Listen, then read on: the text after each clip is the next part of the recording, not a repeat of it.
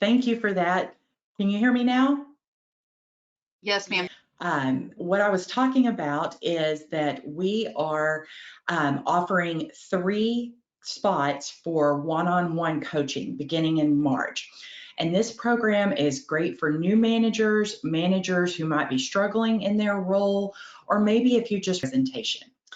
So without further ado, we will move into confidence. And last month we discussed assertiveness, and I was really surprised that I got more feedback about that webinar than any other that I presented. I really didn't expect it to be such a big hit. But it turns out that quite a few of you lack the confidence to be assertive in the first place. For example, if you were to Google imposter syndrome, you'll find tons of articles about why that exists and how to manage it. But what it all boils down to is building confidence. You have to have the confidence to step out there and to be assertive. But confidence isn't something you can just flip a switch and become. It takes practice, but it is so worth it. And I feel like what confidence is, after all, is a belief in the success. So you have to believe that you will be successful in your endeavor, not just that you can do it, but that you will be successful in what you're going after. So things that I say make confidence worth being a critical tool to put in your toolbox is that you will be able to perform better under pressure. You'll be able to have influence both up the organization with your management and your leadership, and also down the organization into your direct reports and even those that report to managers who might report up to you. So that's what confidence does, is it lets you move your influence throughout the organization.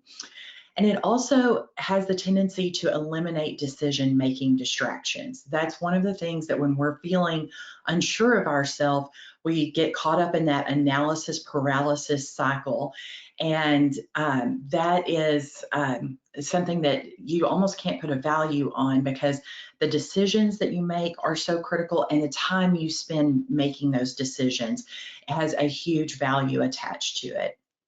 And last of all, and certainly not least, is being confident will help you to maintain a healthy mental state.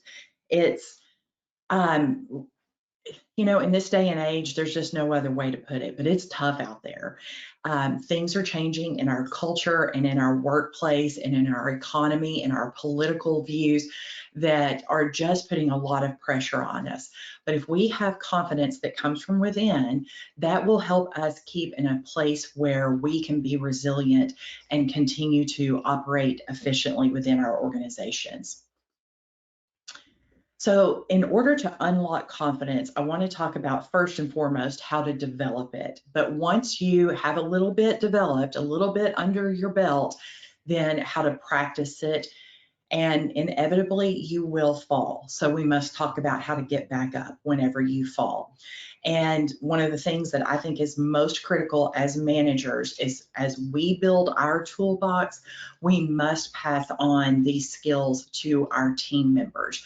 Because first of all, we're developing the leaders tomorrow. I think we all probably have mentorships that we take very seriously in our lives. You might be a parent, and you're very focused on passing on life skills to those people in your life. The same goes for your team members. So that's how we'll wrap up our session today, is talking about how you can build confidence in those around you. So I came up with a few different ways that I thought were rather novel, things that you haven't heard before. Confidence is certainly not a new topic. I didn't invent it, but there have been a lot of books over the years that basically kind of tell you to fake it till you make it. And while that certainly has its value, these are the things that I think could start paying off right away in tangible amounts. So I'm going to talk to you about how to spot train your mental muscles, know your principles and live by them, and how to focus on solutions. So if you've ever worked out at a gym or to a videotape, if you're old like me, you know that trainers always tell you that you can't really spot train muscles. Like if the only thing that bothers you is that your gut sticks out a little bit more than you want to, no trainer worth his salt is going to tell you that you can just train your abs and be in a completely healthy state. But I'm going to give you a point of relief here. You don't have to go to the gym. Those rules, I don't believe they apply here. Whenever we're working on our mental muscles, I feel like it is actually best to zero in on an area where you would like to grow stronger and really focus your efforts there. I would say, first of all, apply learning and coaching. Whenever I decided that this was going to be my topic last month, I wouldn't say that I was an expert on confidence. I wouldn't even say that I'm the most confident person in the room. But what I did over the last month as I developed this training is I looked at books, I listened to podcasts, I watched YouTube videos. Heck, I hate to admit it, but I even went to TikTok. There's some really good information out there. Now, of course, there's some bad information out there too, but you be the judge. And I talked to people around me and I looked at how they acted and they behaved and, talked to them about what their experience was and if they were always confident. And an interesting thing, a statistic that you'll hear over and over again, is that 78% of women in the workforce experience imposter syndrome at some point in their career. And I would venture to say that the other, what is that, 22% that say that they haven't, I think they just don't know what the term imposter syndrome means, or they haven't been very successful yet. Because anytime you rise to the next level, you wonder, am I good enough? Am I able to do what has been assigned to me? And that's just human nature, and it's okay. But this is how I got the information to put this together today. I wish I could say it's all new ideas that I came up with on my own and this was my experience into growing into the confident woman that I am. No, it's not. I spent the last month looking at this and I've spent over 25 years building my own confidence. So that is something that I feel like you should do, is put a focus on confidence. But if it's something else that you feel like you maybe aren't strong in, heck, maybe you're not good at Excel. And you think, you know what, it would be really helpful for me to learn about Excel. What would you do? You would go out and you would get a book on it, or you would sign up for a class, or you would maybe watch some podcast or listen to some podcast about it. That's what you would do. And that's the same thing that you do whenever you train some sort of mental muscle that you want to get better at. And then, of course, practice and repeat. They say that anything that you do 10,000 times is the thing that you become an expert at. And, I just before we got on this call, I was coaching a manager about how to do one of those really super uncomfortable termination meetings. And I think I must be getting near 10,000 in the count of the people that I have unfortunately had to terminate, because I've developed um, a method, a way that I go about it that makes me feel confident going into the meeting that what I'm doing is the right thing, that I'm treating the person well with dignity and respect, and I'm efficient at it. I am not putting the company in any danger whenever I'm conducting the meeting. I've been through this a number of times. In other words, I've practiced. It's not the most pleasant thing to practice, but it's a necessary part of my job. So if you're, for example, maybe not confident going into a meeting where you deliver performance reviews, maybe that's the thing that you need to spot train. Confidence has what we call a competence confidence loop. And when I talk about practicing, this is what I'm talking about. The more you become competent at something, it will boost your success rate.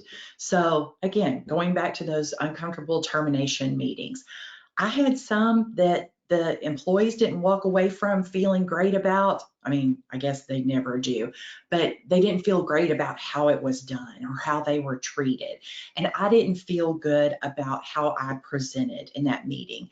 And I wanted to get better. So I did study it, and that boosted my success. And along with my success rate going up, my confidence went up. And then I started believing as I went into those meetings that I could do it well and I could treat that person with dignity and respect and still communicate the information that they needed to hear during that very critical moment. And so every time I practiced, I got better at it, and my success rate increased, and my confidence got higher, and my belief got higher. And every time I thought about, what could I do better next time? And I got better at it, and my success rate went up, and my confidence went up. And so you get the drift. So just like if you were learning to play the piano or learning how to write complicated formulas in Excel, the more you do it, the better you're going to get at it, whatever it is that you decide that you're going to do. So as you go into the world of management, you know that you will be challenged on so many different levels. And what I have found is that my confidence increases when I stick by my principles.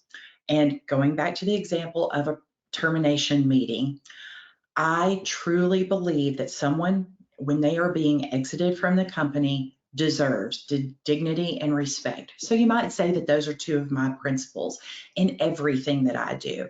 Whenever I give someone feedback, I want to do it with dignity and respect. Whenever I make decisions about people's pay, about merit increases, about people that are performing well or not so well, I want to keep in mind that my principles include dignity and respect. So, what are your principles? That's the first step in building confidence. You can't act on your principles if you don't know what they are in the first place. So, these are some questions that I would challenge you to ask yourself. And I know I'm going to go through them really quickly today. After the webinar, I'll email out the presentation to all of you, including a recording if you want to hear what I have to say about these topics again. But that will give you a little bit of time to look at these questions in more detail. But the first one is, when have you felt the least and most satisfied in your work specifically? And I know that I came up with dignity and respect as some of my principles by thinking about how I felt when I saw people being treated in this manner, or whenever I knew that I had done something to ensure someone got the highest level of these things. And so that is sort of, how I came up with the principle.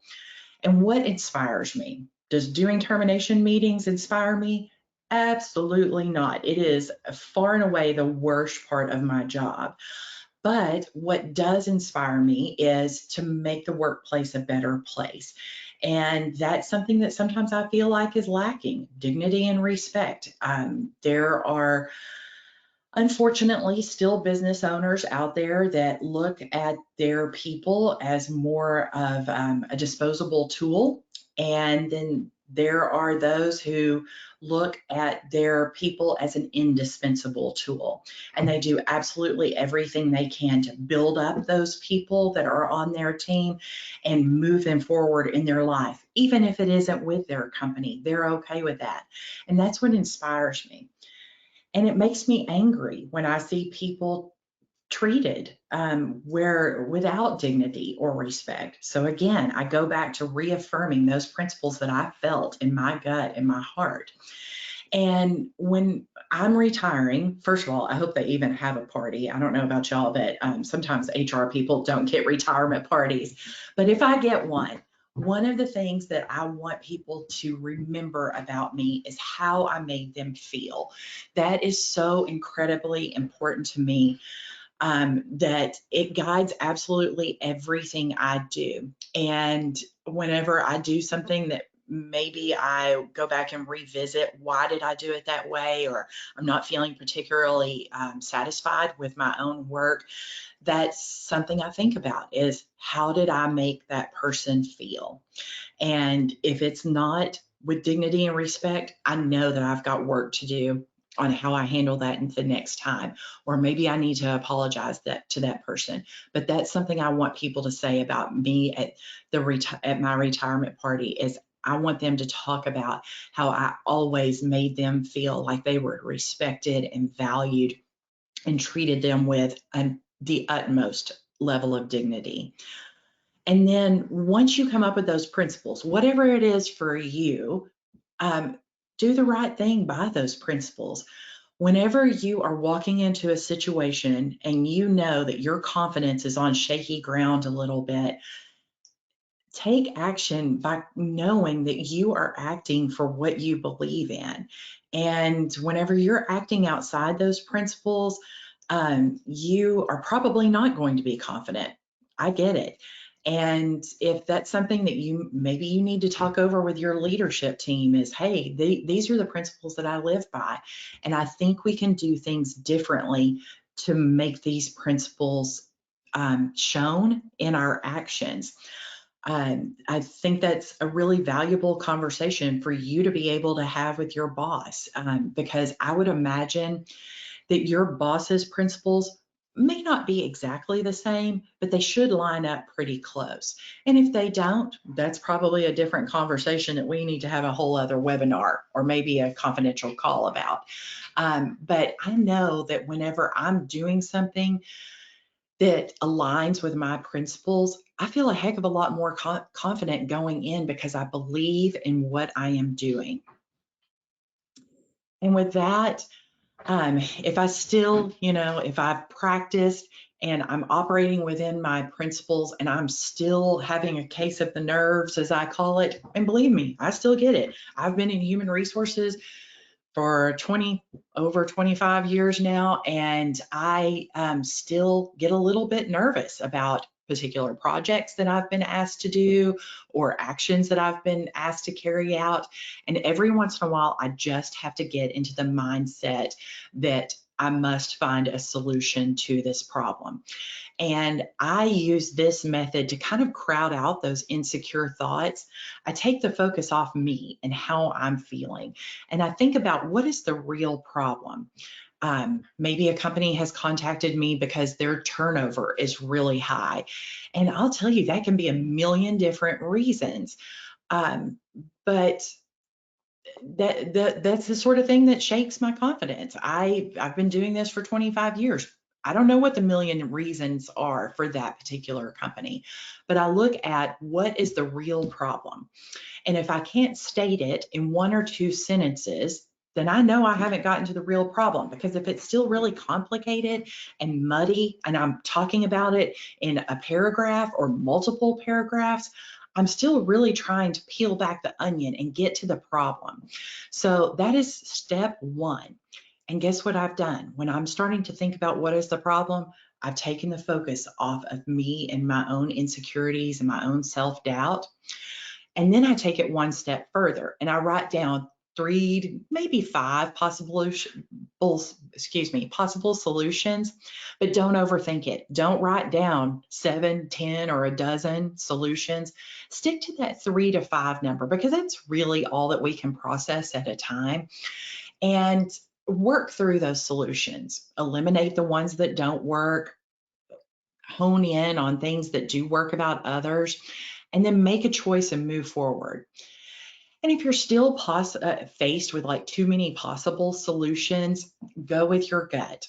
If you haven't heard that, this saying that we've had since time began of, I had a gut feeling, we have found out scientifically more recently that so much of our brain is emulated in our gut, and those gut feelings are often right. It's almost like it's the hidden brain, and we're using knowledge that we don't even realize that we have access to.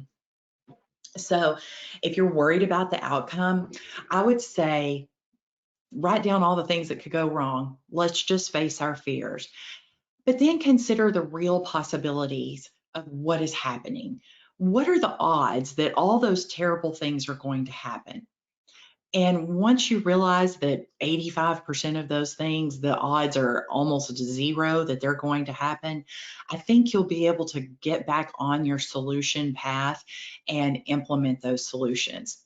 But all I've done by going through this process, maybe you have a little different process. This is my process, but I have taken the focus off of me. It's no longer personal. It's about solving the problem and helping my client. If you were here with me last month when we talked about assertiveness, that's the thing that allows me to be assertive also, is that my character says I have been hired to solve a problem. And that's how I get confident about it, because I know that number one, they had enough faith in me to hire me. And number two, they're paying me to get the job done. So that helps me get confident. It helps me be assertive. And so that pushes me into a solution focused mindset.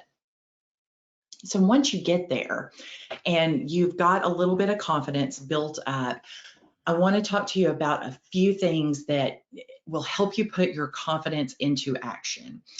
And these first two, you might say, oh, that looks and sounds like fake it till you make it. But that's not what I'm saying here. When I say act positively, to take action instead of telling yourself that you can't, or to speak positively, to speak with optimism and belief and hope, that's not faking it. Find that part of you that can take action and move forward, even if it's a small step forward, because with every small step, we activate that confidence, competence loop, and we get more belief that we can, and then we see more successes, and with more success becomes more belief and comes more confidence. So start taking actions, even if they're really small ones. And then speaking positively, you need to be doing this just because it's your responsibility to uplift your team. So even when things are tough and things seem impossible to overcome, I would encourage you to find the hope and find the optimism in the situation and find the silver lining, however you describe it, find it and put your focus on that. Because if we keep thinking about, oh, the economy is terrible, or oh, it's hard to hire great people, or oh, every time I hire someone, they don't turn out to be as good as they said they were in their interview. If we focus on all that stuff in what we say, that is the stuff that we are going to manifest. But if we talk about hope and optimism and things are going to be okay, then that is what we will manifest. Um, and then as you begin to speak up and have those difficult conversations, or maybe even put your ideas out into the world where before you might have been hesitant to and held it inside yourself, I would say speak slowly. I really need to think about this whenever I'm giving a webinar. Is I've once heard that a person who feels he isn't worth hearing will speak quickly. So know your value and put your value out into the world. Speak slowly. Think about your punctuation instead of being like me. I get so excited about things. I just start speaking really quickly and I want to get the whole idea out there and talk through every different aspect of it. But really, if I were to slow down, that would probably sell my confidence to the listener in even greater amounts. So then use effective body language. I would say if you want them to hear you, lean in and become a part of the conversation. And that's where your voice can be heard and the excitement in it and that optimism. But if you're having a more difficult conversation, let's say that it's a performance improvement plan that you're delivering, or an employee warning, or a termination, if you're so unfortunate as to have to do one of those, we want to bring the tone down in those a little bit. We want to relax. So I would say then I would lean back and relax myself, slow my pace of speaking, maybe make it a little bit more delicate, and that will help them to relax. And even though you may be having to consciously relax yourself, they will follow suit. And if it's something difficult like a termination meeting, they only may go from up here to down here, but even that little space of relaxed will give them an ability to hear you better. And so that's a kind of a side tip, probably not related to confidence, but oh well, there you got it. It was a bonus. So when all this stuff works, and I know it will, and you get out there and you become confident and you put yourself out there by being assertive, unfortunately, I have to tell you, failure is going to happen. It happens to me. It's happened to your boss. It's happened to everybody. Anybody that's tried anything worth trying has failed. Look at some of the greatest basketball players. Look at some of the greatest business owners. They've all failed. They've all got a failure story. But one thing that they all have in common is that they adopted a growth mindset from that failure. Of course, they took a minute to wallow in it and they thought, okay, this hurt, this sucked. I don't ever want to put myself out there again. But they did. They said, okay, what did I do this time that maybe went wrong that I can do better next time? And they learned and they grew from it. And that's what you will have to do if you ever plan to get back up. And when we talk about teaching our teams in a minute, this is something that I continually hear about employees.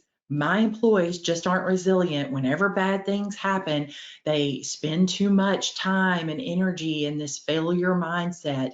So this is something that you should really be having conversations with your team members about, is adopting a growth mindset.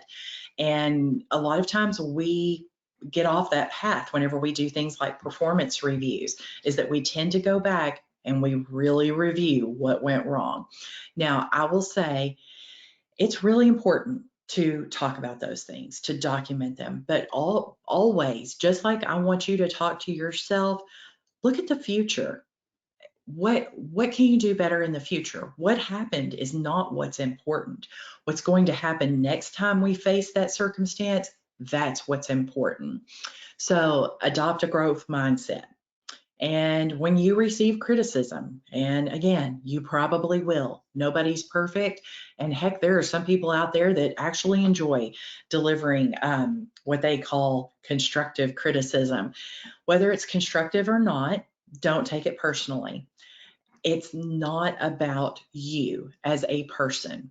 If it is about you as a person and it's not constructive, you need to evaluate that relationship. That might be the problem. But if it is something that you can take that's constructive from it, refocus on your principles. What am I doing that's maybe outside my principles that would help me get back on track? And I go back again to the termination meeting, because that's probably the most difficult thing that I will ever do in my career, is that particular meeting. And I wasn't good at it first. 20 years ago when I did it, I walked in, my voice was shaking, and I was very direct and almost unfeeling, because that's all I could be, because my nerves were overcoming my ability to perform. And that's when I started thinking, I want this person treated with dignity and respect. And I refocused on those principles. And that is one of the things that allowed me to get better at delivering that life altering news to employees.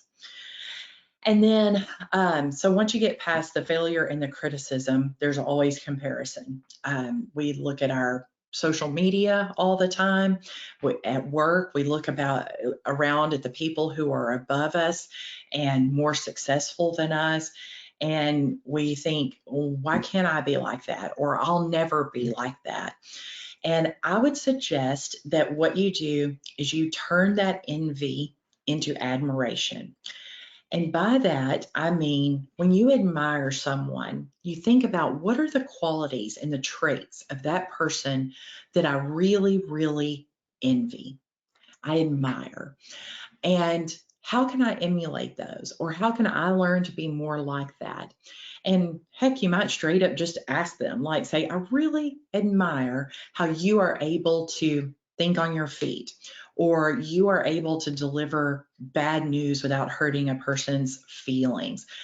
How did you come about that skill? You might ask them. Or that might be the mental muscle that you need to focus on and do things in addition to asking them, like read a book about it, call me and let's talk about it, or something like that.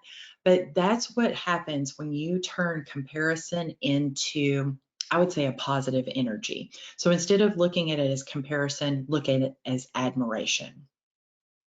So next, I would say you've you've got it, you've got confidence, you developed it, and then you practice it, and then you got back up when you fell down. So what's left but to pass it on to our teams? And there are a few different ways that you can do that. I would say quit telling people you can do it, and instead tell them, I will be there if you fail, or I've got you if you fall. And that means that I'm not going to harshly review your previous performance. What I am going to do is debrief with you. I'm going to talk about what happened, what can we do to prevent the problem in the future, or how can we do better in the future? We are always going to be future focused. We are never going to harp on past failures. Now, of course, there may come a day when the failures just add up to too much, and that's a different conversation. But whenever you're giving people motivation and encouraging them, this is a good way to do it, is to let them know that you trust them and to teach them, mentor them, coach them, give them skills, just like you're learning today. Give them some soft skills: assertiveness, confidence, communication, conflict resolution. Give them some of those more tangible skills, like being better at Excel, or maybe there's a certification that would be good for your particular line of work, or maybe you can have them cross train with someone else in their department. So give them a good balanced set of skills and make that investment in them. And whenever you invest in people, highlight that to them, that the reason that you are doing that is because you have confidence in them. And a lot of times that's what people need in order to feel confident, is to know that the people that are around them, the people that matter, are also confident in them. And give them trust. And by that, I mean, don't just make trust a word, make trust a verb. Go out and say, I believe you can do this, and I'm going to let you do it. I'm going to step back.